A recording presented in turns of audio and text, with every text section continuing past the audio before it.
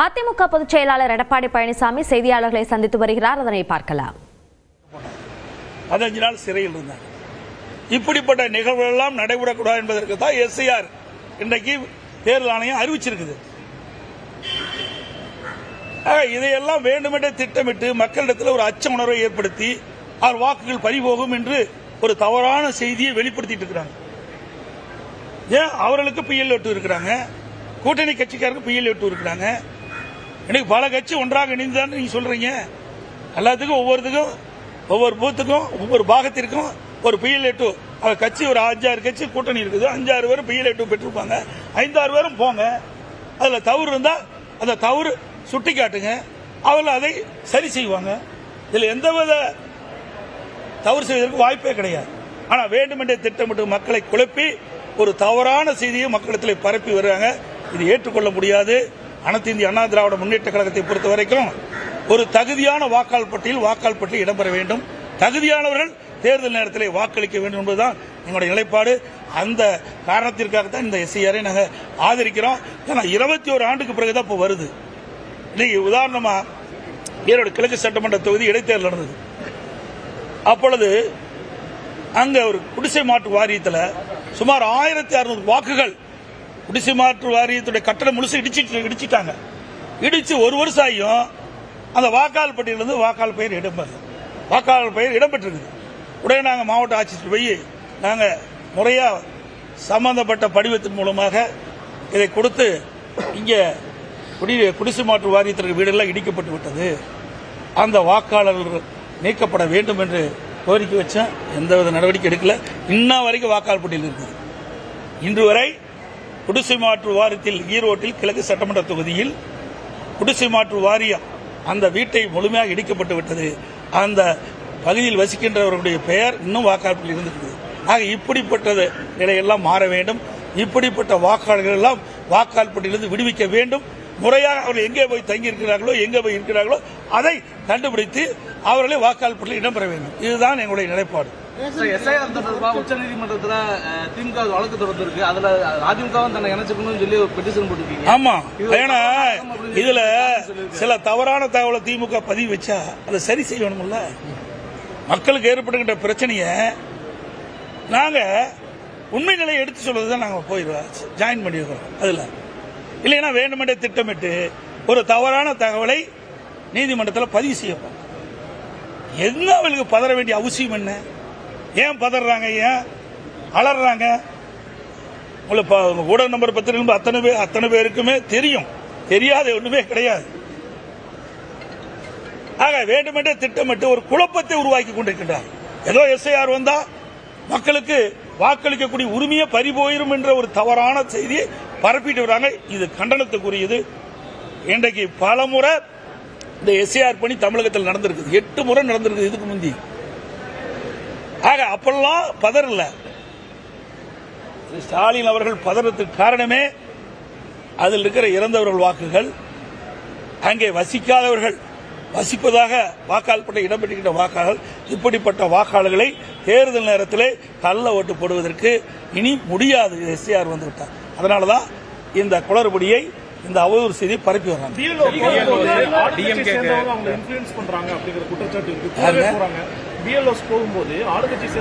ஆமாமா, நிறைய போயிட்டு இருக்கிறாங்க. சில இடத்துல படிவத்தை அப்படியே ஒட்டுமொத்தமா வாங்கிக்கிறாங்க. அதை நாங்கள் அதைத்தான் நாளைக்கு நீதிமன்றம் வரும்போது அதையெல்லாம் நாங்கள் கருத்து தெரிவிப்போம். ஆக இல்லவுடைய பணி அந்த ஒவ்வொரு வாக்காளருக்கும் அவர்கள் தான் அந்த வாக்காளர் படிவத்தை கொடுக்க வேண்டும். அதே போல பூர்த்தி செஞ்ச பிறகு அந்த PLO தான் அதை பெற வேண்டும். இல்லாவிட்டால் இது உண்மையாக ஒரு வாக்காளர் பட்டியல் தயாரிக்க முடியாது. வேண்டுமென்றே திட்டமிட்டு இன்றைக்கு வேறு கட்சிக்கு வாக்களிக்கக்கூடியவர்களை திமுக வாக்களிக்கிறவர்களே சரியா செஞ்சிருவாங்க. வேறு கட்சிக்கு வாக்களிக்கக்கூடிய வாக்காளர் இருந்தா அந்த படிவத்தை இவர்கள் வாங்கி அந்த தலைமையில கொடுக்க மாட்டாங்க, சம்பந்தப்பட்ட அதிகாரி கொடுக்க மாட்டாங்க. வாக்காளர் பட்டியல் இடம்பெறாத போயிடும். இது தவறு. எல்லா கட்சிக்கும் பொதுவானதான் நான் பேசுறேன். எங்க கட்சிக்கு மட்டும் ஆதரவா பேசல. உண்மையான வாக்காளர் பட்டியல் தயார் பண்ண வேண்டும். ஆகவே PLO ஒவ்வொரு பாகத்திற்கும் ஒரு PLO நியமிக்கிட்டு அவர்கள்தான் அந்த வாக்காளரை சந்தித்து அந்த தேர்தல் ஆணையம் கொடுக்கப்பட்ட அந்த படிவத்தை அந்த வாக்காளருக்கு கொடுக்கணும். அவர்கள் பூர்த்தி செஞ்ச பிறகு அந்த வாக்காளர் பட்டியலில் அவர்கள்தான் பெற்று சம்பந்தப்பட்ட அதிகாரி ஒப்படைக்க வேண்டும். விடுவிக்கிறதுல ரொம்ப காலதாமதப்படுத்தி வர்றதாகவும் களத்தில் மக்கள் நல பணிகள் செய்யறதுல கொஞ்சம் இழுபறிகளை நீடிப்பதாகவும் ஒரு குற்றச்சாட்டு எப்படி பாக்குறீங்க? அதாவது அவர்கள் எப்பொழுதுமே வருடம் குறிப்பிட்ட காலத்தில் சட்டமன்ற தொகுதி மேம்பாட்டு நிதி விடுவிக்கிறதுல இந்த ஆண்டு சட்டமன்றத்தில் முதலமைச்சர் அறிவிச்சார். இனி ஜிஎஸ்டி இந்த சட்டமன்ற மேம்பாட்டு நிதியில் ஜிஎஸ்டி பிடிச்சுப்பாங்க, 18% பிடிப்பாங்க. அதை இனி அரசாங்கமே வழங்குன்னு சொன்னாங்க. இது வரைக்கும் இந்த ஜிஎஸ்டி விடுவிக்கல. நான் 2 நாளைக்கு முந்தைய ட்விட்டர்லாம் கொடுத்துருக்கிறேன். உடனடியாக இந்த அரசு அறிவித்தவாறு இந்த சட்டமன்ற தொகுதி மேம்பாட்டு நிதிக்கு ஜிஎஸ்டி விடுவிக்க வேண்டும் என்று கொடுத்துருக்கிறேன். இன்னும் அதுக்கு முறையாக பதில் வரல. குடும்பாட்சி இருக்கு, உங்களுடைய மகன் மருமகனுடைய தலையீடுகள் இருக்கு அப்படின்னு சொல்லி செங்கோட்டையன் குற்றம் சாட்டி இருக்கு. ஒரு நாளாவது நீங்க பாத்திருக்கீங்களா கோவையில்? ஒரு நாளாவது நீங்க பாத்திருக்கீங்களா? இது வரைக்கும் யாராவது சொல்லியிருக்காங்களா? இங்கிருந்து பிரிஞ்சு பல பேர், அதாவது இங்கிருந்து நீக்கப்பட்டவர் போயிருக்கிறாங்க. அப்படி ஏதாவது குற்றச்சாட்டு சொல்லியிருக்காங்களா? அவருக்கு வேற குற்றச்சாட்டு கண்டுபிடிக்க முடியல, இந்த குற்றச்சாட்டு சொல்லியிருக்காங்க.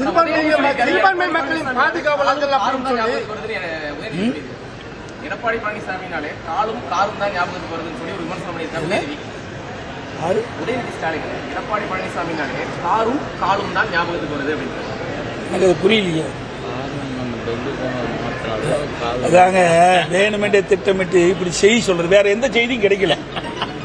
ஒரு அரசியல்வாதி முறையா அரசியல் சம்பந்தப்பட்ட பேசினா பரவாயில்ல, அதை விட்டுட்டு சம்பந்தமில்லாத பேசுறதுலாம் சிறுபிள்ளைத்தனம். நல்லா புரியுதுங்களா? ஒரு முதிர்ந்த அரசியல்வாதி மக்களுடைய பிரச்சனை என்ன இருக்குன்னு தான் பார்க்கணும். அதைத்தான் நாங்க பார்த்துட்டு இருக்கோம். அதிமுக அதைத்தான் பார்க்குது. இப்ப கூட என்ன திராவிட முன்னேற்ற கழக தலைவரும் சரி, உதயநிதி ஸ்டாலின் சொல்றாங்க, எங்க ஆட்சி மீது ஏதாவது குறை சொல்ல முடிஞ்சுதா?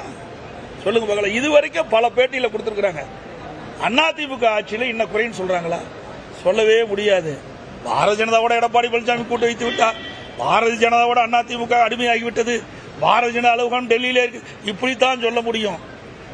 தெளிவா எங்களுடைய கூட்டணியில முடிவு எடுத்து அறிவிக்கப்பட்டு விட்டது. அதிமுகவும் பாரதிய ஜனதாவும் கூட்டணி பேச்சுவார்த்தை முடித்த பிறகு இன்றைக்கு இந்த செய்தியாளர் சந்திப்பில் மாண்புமிகு உள்துறை அமைச்சர் தெளிவுபடுத்தினார். அமித்ஷா அவர்கள் தெளிவுபடுத்தினார்.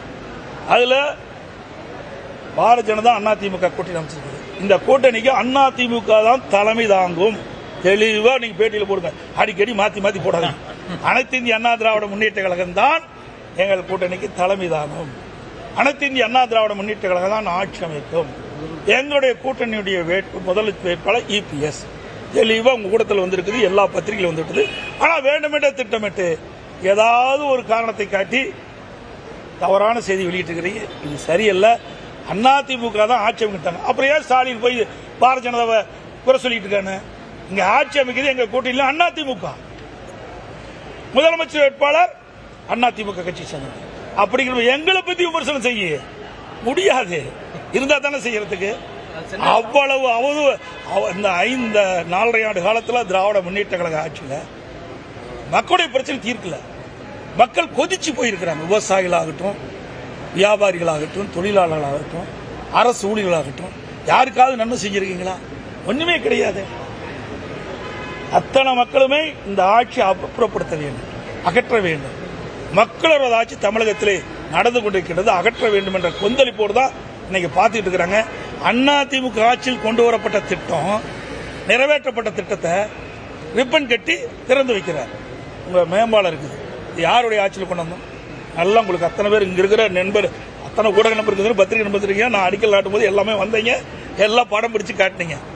ஒரு 55% பணி முடிவுபட்டு விட்டது. ஒரு திட்டத்தை ஆரம்பிக்கின்ற பொழுது முதற்கட்ட பணின்னு இருக்குது. அது நிலம் எடுக்கணும், அந்த சாலை அமைக்கின்ற இடத்துல அங்க இருக்கிற கேபிள் வாய்கள்லாம் மாற்றி எடுக்கணும், குடிநீர் குழாய்கள்லாம் மாற்றி அமைக்க வேண்டும், அங்க இருக்கின்ற மின் கம்பங்கள்லாம் மாற்றி அமைக்க வேண்டும். முதல் கட்ட பணியே கிட்டத்தட்ட 2 வருஷம் 3 வருஷம் ஆயிரும். சில பேர் நீதிமன்றத்துக்கு போனால் இன்னும் பல ஆண்டு ஆயிரும். அப்படி இருந்தும் கூட வேகமாக துரிதமாக 2 ஆண்டுல அந்த பணியை எடுத்துட்டு 3 ஆண்டுகள் அந்த பணி நடந்துகிட்டு இருந்தது. ஆட்சிக்கு வந்தவரை கிடப்பிலேயே போட்டாங்க. 2 வருஷம் பணியே செய்யல. உங்களுக்கு அத்தனை ஊடக நம்பர் பத்திரிகை இங்க இருக்கிற உங்களுக்கு எல்லாம் தெரியும். இப்போ வேக வேகமா செஞ்சு இவர்கள் கொண்டு வந்து நிறைவேற்றப்பட்டாங்க. எவ்வளவு பச்சை பொய்! இங்க கோவை மாநகரத்தில் பல பாலங்கள் அடிக்கல் நாட்டப்பட்டு நிறைவேற்றப்பட்டது. அதிமுக ஆட்சியில் சில பாலங்கள் பணி முடியாது இருந்தது. ஆட்சி மாற்றம் வந்த பிறகு இவர்கள் அந்த பணி செய்கிறாங்க. எங்க ஆட்சியை தொடர்ந்து தான் நாங்கள் அந்த பணியை விரைவாக நிறைவேற்றி திறந்திருப்போம், பாலத்தை திறந்திருப்போம். அது மட்டும் இல்ல, இன்றைய தினம் முதலமைச்சர் அவர்கள் பல திட்டத்தை அறிவிக்கிறார்.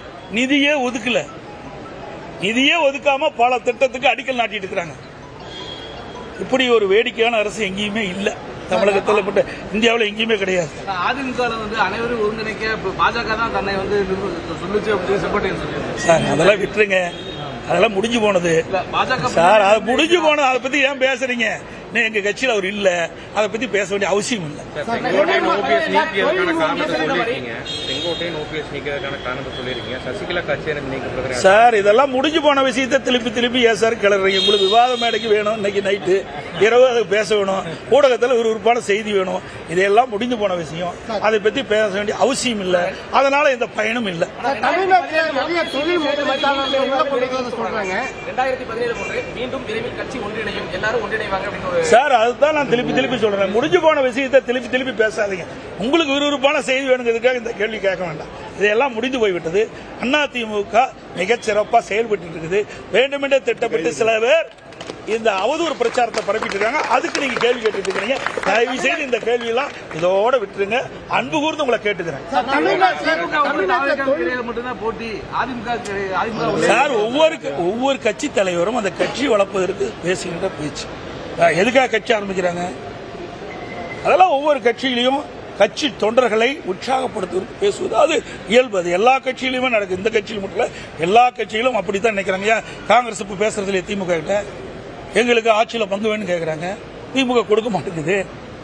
ஆக அவருடைய கட்சியை வளர்ப்பதற்கு, கட்சியுடைய தொண்டர்களை உற்சாகப்படுத்துவதற்காக இப்படிப்பட்ட கருத்துக்களை எல்லா கட்சியுமே முன்னிலைதான் செயல்படுத்துது. தமிழ்நாட்டில் நிறைய தொழில் முதலீட்டாளர் மாநாடு நிறைய தொழிலாளர் ஈர்த்ததா சொல்றாங்க. ஆனா இந்த 4 வருஷத்துல எத்தனை இளைஞர்களுக்கு வேலை வாய்ப்பு உருவாக்கி இருக்கு அப்படிங்கிற தகவல் இதுவரைக்கும் தமிழக அரசு தரப்புல அறிவிக்கல. எப்படி பாக்குறீங்க? தாங்க, நான் தான் வெள்ளை அறிக்கை கேட்டேன், வெள்ளை பேப்பரை காட்டினேன். இதுதான் அவருடைய பதில். வெள்ளை ஒரு பிரதான எதிர்க்கட்சி உங்களை போல் இருக்கின்ற மக்களுடைய சந்தேகங்கள், இளைஞருடைய சந்தேகங்களை போக்குவதற்கு இன்றைக்கு தமிழகத்தில் நீங்க தொழில் முதலீட்டு மாநாட்டு நடத்திருக்கிறீங்க. எவ்வளவு முதலில் ஈர்க்கப்பட்டது, எவ்வளவு தொழில் வந்திருக்குது, எவ்வளவு நிதி வந்திருக்குது, எவ்வளவு பேருக்கு வேலை வாய்ப்பு கிடைச்சிருக்குன்னு கேட்டா வெள்ளை பேப்பர் நேற்றாரு. என்ன பதில் சொல்ல முடியும்? அரசாங்கத்துக்கிட்ட தான் எல்லா புள்ளிவரம் இருக்குது, எங்ககிட்ட கிடையாது. அது மட்டும் இல்லை, இன்றைக்கு இந்த ஸ்டாலின் அவர்கள் ஜெர்மன் நாட்டுக்கு போகும்போது நம்முடைய தொலைக்காட்சி நண்பர்களை சந்தித்து பேட்டி கொடுத்தார். அப்பொழுது திராவிட முன்னேற்ற கழகம் ஆட்சி பொறுப்பேற்றது அவர் பேட்டி கொடுக்கின்ற வரை 922 புரிந்துணர்வு ஒப்பந்தங்கள் போடப்பட்டதாகவும், அதன் மூலமாக 10,62,200 கோடி முதலீட்டு ஈர்க்கப்பட்டதாகவும், இப்படி முழுவதும் நிறைவேற்றப்பட்ட 32 லட்சம் பேருக்கு வேலை கிடைப்பதாகவும் குறிப்பிட்டுவிட்டு பிறகு 77% புரிந்துணர்வு ஒப்பந்தங்கள் நிறைவேற்றப்பட்டது சொல்றாங்க. 77% புரிந்துணர்வு ஒப்பந்தங்கள் நிறைவேற்றப்பட்டு சொன்னா சுமார் 25 லட்சம் பேருக்கு வேலை கிடைச்சிருக்கணும். எங்க வேலை கிடைச்சது? கோயம்புத்தூர்ல எத்தனை லட்சம் பேருக்கு வேலை கிடைச்சது? அத்தனையும் பொய். ஏன்னா வெள்ளை பேப்பரை காட்டினார்ல, அதுதான் உண்மை. எதுவுமே இல்லை என்பது அவர்களே காட்டிட்டு சென்றுட்டாங்க. அது மட்டும் இல்ல, இன்றைய தினம் எல்லா துறையிலும் ஊழல் நடந்துகிட்டு இருக்கு. இன்னைக்கு உள்ளாட்சி துறையில இந்த குடிநீர் வடிகால் வாரியத்திலிருந்து அங்க பணியாளர் நியமிக்கின்ற பொழுது சுமார் 888 கோடி ஊழல் நடைபெற்றதாக பத்திரிகை செய்தி. இது வரைக்கும் அது முழுமையான விளக்கம் கிடைக்கவே இல்லை. அதேபோல மதுரை மாநகராட்சியில் சுமார் 200 கோடி வருவாயில ஊழல் நடந்திருக்குது. திமுக அரசாங்கம் தான் கண்டுபிடிச்சிருக்குது. ஆக இவ்வளவு ஊழல் நடைபெறுகின்ற ஒரே அரசாங்கம் திமுக அரசாங்கம் நடந்துட்டு இருக்குது. அது மட்டும் இல்ல, இப்போ ஜல்லி குவாரி நடத்திட்டு இருக்காங்க. அதுல அண்மையில் வந்த செய்தி, எங்களுக்கு கிடைச்ச தகவல், ஒவ்வொரு குவாரிக்கு 10 லட்சம் ரூபாய் அந்த குவாரி உரிமையாளர் கொடுக்க வேண்டும். திமுக மேலிடத்து கொடுக்கணும். ஒவ்வொரு ஏக்கருக்கும், குவாரியில் இருக்கிற ஒவ்வொரு ஏக்கருக்கும் 5 லட்சம் ரூபாய் கொடுக்கணும்னு இப்போ ஒரு வாய்மொழி உத்தரவாக பிறப்பிக்கப்பட்டதா செய்தி. மிக வன்மையாக கண்டிக்கத்தக்கது.